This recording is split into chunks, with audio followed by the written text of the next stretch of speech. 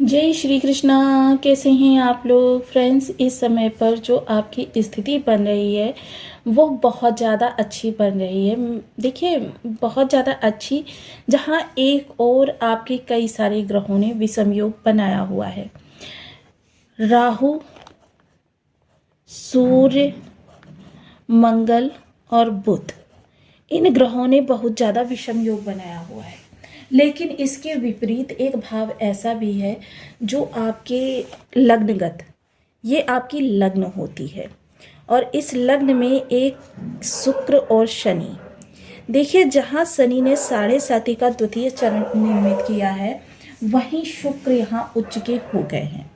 अब शुक्र का उच्च होना, देखिए, जवाब किसे जवाब देंगे, ये भी तो प्रश्न उठता है कि किसको जवाब देंगे। तो जवाब देंगे ये इस समय राहु को। अब क्योंकि देखिए, एक तो शुक्र क्या है, द्वादश भाव को पुश करते हैं। शुक्र जब यहाँ पर होते हैं तो क्या होता है, शुक्र बल देते हैं, इसलिए द्वादश भाव के कारक ग्रह कहे जाते हैं। दिग्बली द्वादश भाव में हो जाते हैं, अति विशिष्टकारी, दिग्बली भी नहीं, अति विशिष्टकारी हो जाते हैं। यानी व्यक्ति के कह सकते हैं सौंदर्य में 4 चांद लगा देते हैं। व्यक्ति के आकर्षण, आभा, ऑरा सभी की शक्तियों को बहुत ज़्यादा प्रबल कर देते। किंतु यहाँ पर शुक्र और शनि, जैसा कि हम सभी लोग जानते हैं, शुक्र और शनि के संबंध बहुत ही ज़्यादा अच्छे हैं। बहुत ज़्यादा अच्छे होने के कारण इनका प्रभाव, क्योंकि शनि कहाँ के कारक हैं, आजीविका के और लाभ के कारक ग्रह माने जाते हैं। अब देखिए, किसी भी ग्रह का राजयोग बनाना, क्योंकि शुक्र उच्च के हो रहे हैं किस भाव में, लग्न में, यानी ये मालव्य राजयोग का निर्माण कर रहे हैं। 4 ऐसी राशियां हैं 12 राशियों में से जिसमें शुक्र मालव्य राजयोग का निर्माण कर रहे हैं। तो काफ़ी महत्वपूर्ण स्थिति ये रहने वाली है, क्योंकि ये जो चीज़ें होंगी वो बहुत ज़्यादा विशेष होने जा रही हैं।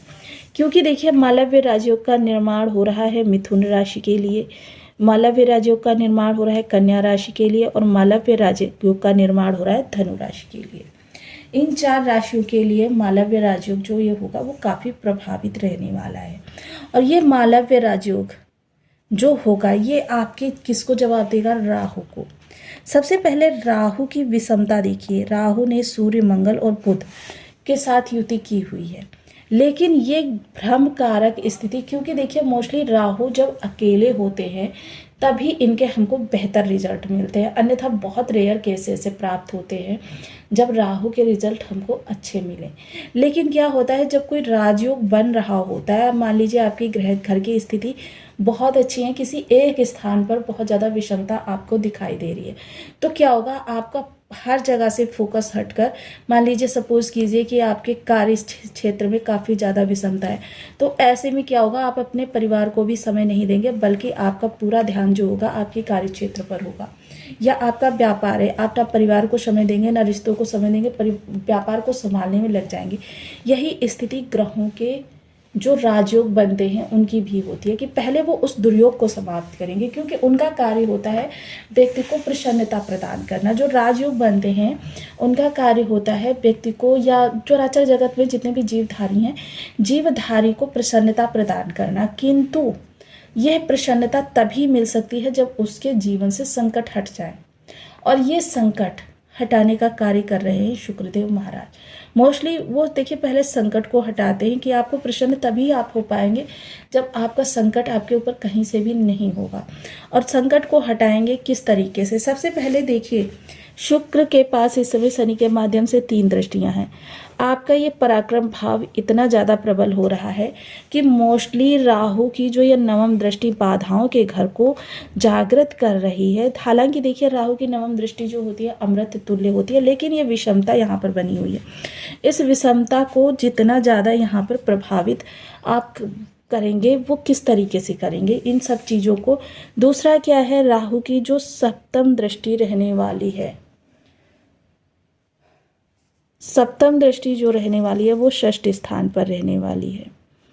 अब शुक्र और शनि, और ये भाव किसका है, ये भाव देखिए किसका है, शुक्र का।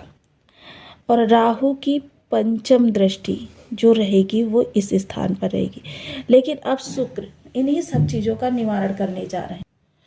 तो आइए जानते हैं किस तरीके से ये रक्षात्मक तंत्र शुक्र का एक्टिव होगा, क्योंकि उच्च के शुक्र इस समय राहु को जवाब देने जा रहे हैं और ये बेहद महत्वपूर्ण स्थिति है। क्योंकि देखिए शुक्र क्या है, गुरु। देखिए कहा जाता है गुरु के बारे में कि गुरु सारी कलाएं स्टूडेंट को अपने दे दे, लेकिन फिर भी एक शक्ति ऐसी रखता है ताकि अगर उसका विद्यार्थी जो है गलत दिशा में दिग्भ्रमित हो जाए या गलत दिशा को पकड़ ले तो वह उस पर नियंत्रण कर सके उस शक्ति के माध्यम से। गुरु कभी भी सारी शक्तियों को अपनी किसी भी शिष्य को प्रदान नहीं करता है। यदि आपकी लग्न में 12 नंबर बना हुआ है तो ये राशिफल आपके लिए है। यदि कुंडली में कहीं भी चंद्रमा के साथ 12 नंबर बना हुआ है तो ये राशिफल आपके लिए। कुंडली ना होने की स्थिति में आप इसे नाम राशि से भी देख सकते हैं। यदि अभी तक आपने अपने इस चैनल को सब्सक्राइब नहीं किया है तो प्लीज़ सब्सक्राइब कर लीजिए, वीडियो को लाइक कर दीजिए, चैनल को शेयर कर दीजिए। इससे होगा क्या कि हमारे आने वाले हर वीडियो की नोटिफिकेशन मिल सकेगी आपको सबसे पहले। एक प्यारा सा कमेंट करना बिल्कुल ना भूलें। कमेंट से हमें बहुत मोटिवेशन मिलता है, हौसला मिलता है और ये पता चलता है कि आप और क्या जानना चाहते हैं। तो देखिए सबसे पहले तो आप लोगों से आग्रह रहेगा कि फेसबुक पर भी हमारा एक पेज है, उसे फॉलो करना बिल्कुल ना भूलें, जो कि अबाउट सेक्शन में आपको उसका लिंक मिल जाएगा। अब यहाँ पर जो हमारे चर्चा का विषय है, सबसे पहले राहु की दृष्टियाँ। क्योंकि देखिए सबसे पहले यहाँ बुध का प्रभाव है, लेकिन राशि जो है आपकी मीन राशि है। यहाँ पर के स्वामी जो बैठे हुए हैं यहाँ पर, अब शुक्र क्या है, मालव्य राजयोग का निर्माण करेंगे। अब मालव्य राजयोग यानी कि लग्न में बैठे हुए हैं तो इसका मतलब आपके 12 भावों को पुश करेंगे। अब जब ये भाव आपके निर्विघ्न रूप से संचरित रहेंगे, ये भाव, तभी तो आप जीवन में प्रसन्नचित अनुभव करेंगे। क्योंकि शुक्र का कार्य इस समय है आपकी प्रसन्नता को बढ़ाना, आपकी खुशियों को बढ़ाना। आप जिस भी तरीके से बहुत ज़्यादा प्रसन्न हो सकते हैं, जिस भी तरीके से आपके जीवन में इस समय पर खुशियों का आगमन हो सकता है, वह तरीका इस समय पर शुक्र अपनाएंगे। हालांकि थोड़ी सी इसमें जटिलता रहेगी, लेकिन उस जटिलता पर विजय आपकी ही होने वाली है। क्योंकि मालव्य राजयोग जो होता है कोई छोटा मोटा राजयोग नहीं होता है। मालव्य राजयोग बहुत बड़ा राजयोग माना जाता है। 5 श्रेष्ठ राजयोग माने जाते हैं, जिनमें से एक मालव्य राजयोग भी होता है। क्योंकि गुरु शुक्र क्या है, दैत्य गुरु, और शुक्र भौतिकतावादी के साथ आध्यात्मिकता के, ज्ञान विज्ञान अनुसंधान के, मतलब शुक्र के पास वो सारी कलाएं हैं जो कला एक व्यक्ति को एक कीर्तिमान स्थापित व्यक्ति बना सकती हैं। दूसरा क्या है, शुक्र की राशि जो अष्टम भाव। अष्टम भाव क्या होता है, आपको अचानक धन भाव के अवसर प्रदान कराता है। साथ ही साथ आपकी अचानक परेशानियां जो आती हैं आपके जीवन में, अचानक का भाव है और अचानक के राहु की दृष्टि। लेकिन शुक्र यहाँ पर, क्योंकि शुक्र यहाँ के स्वामी होते हैं, तो ये शुक्र का जो विशेष प्रभाव होगा ये काफ़ी हद तक आपको यहाँ से जो बाधाएं निकलेगी उनका निवारण आपके पास पहले से मौजूद होगा। या फिर कुछ ऐसा, क्योंकि देखिए कुछ ऐसा इस समय पर होगा आपके साथ में कि आपके, क्योंकि शुक्र का विशेष प्रभाव है, शुक्र यहाँ के स्वामी हैं और ये मालव्य राजयोग बना रहे हैं, अर्थात गुरु का निरादर तो राहु भी नहीं कर सकते कि आपकी परेशानियों को बढ़ा दें।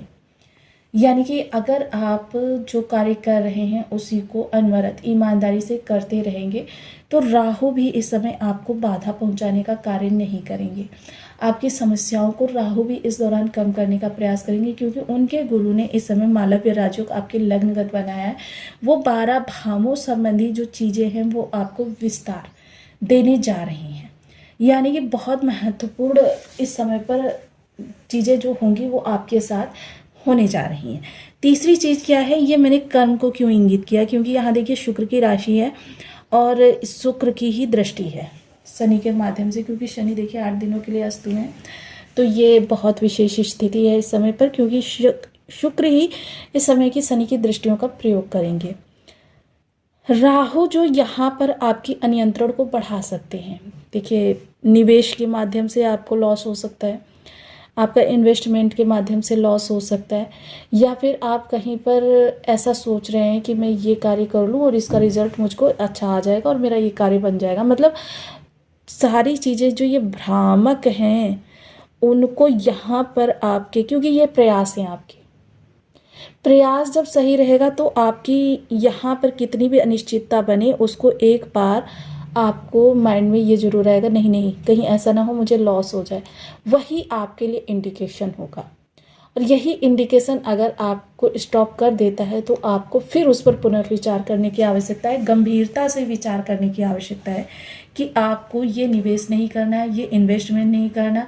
किसी को धन देने से पहले भी आपको इंगित करेंगे कि अगर सामने वाले व्यक्ति को पूर्ण आपको कहते हैं ना समर्पण उसका प्राप्त हो रहा है, तब तो आप इन कार्यों को करें, अन्यथा आपके लिए बहुत विषम स्थिति उत्पन्न हो सकती है। हालांकि देखिए आपकी इस समय पर जो विचारधारा है वो शुक्र शनि के माध्यम से उत्पन्न हो रही है, लेकिन जिन लोगों के शुक्र या शनि में से एक निगेटिव है और किसी किसी के तो दोनों ही निगेटिव होंगे, अर्थात वो लोग अगर अपेक्षा करें कि उनको शुक्र और शनि दोनों के अच्छे प्रभाव प्राप्त होंगे तो उनको किसी भी तरीके से इस जो हमने पीछे बताया है उस तरीके के प्रभाव नहीं प्राप्त होंगे।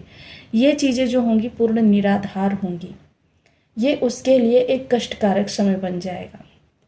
इसीलिए देखिए सदैव ही हम आपसे आग्रह करते हैं कि आपको उपाय करते रहना चाहिए, क्योंकि जब हम उपाय करते रहते हैं तो क्या होता है, जो दुर्योग बना होता है वो हमारे लिए सामान्य हो जाता है, यानी कि हमारी सिचुएशन। क्योंकि देखिए ज्योतिष इस बात का पूर्णतया खंडन करता है, किसी भी योग के प्रभाव को समाप्त किया जा सकता है, चाहे राजयोग हो या दुर्योग हो, लेकिन ज्योतिष इस बात का पूर्णतः समर्थन करता है कि किसी भी राजयोग के प्रभाव को और ज़्यादा बढ़ाया जा सकता है, किसी भी दुर्योग के प्रभाव को घटाया जा सकता है। यानी कि आप 50% आपके लिए कष्टकारक स्थिति है उसको आप 1 पर ला सकते हैं, लेकिन 0 पर नहीं ले जा सकते। आपको टच तो करेगा लेकिन आघात नहीं पहुंचाएगा। इसलिए देखिए ओम शिव शुक्राय नमः इस बीज मंत्र का 1 माला 2 माला 5 माला 7 माला 11 माला का जब नियमित अपनी शुद्धानुसार करना प्रारंभ करें। साथ ही साथ आपकी जो स्थितियां अनियंत्रित हो रही हैं या जिन लोगों के शुक्र निगेटिव अवस्था में है उनको शुक्र से संबंधित चीज़ें जैसे परफ्यूम हो गया, चना नहीं बल्कि चने को अगर आप उबाल कर और फ्राई करके 1.25 किलो चने को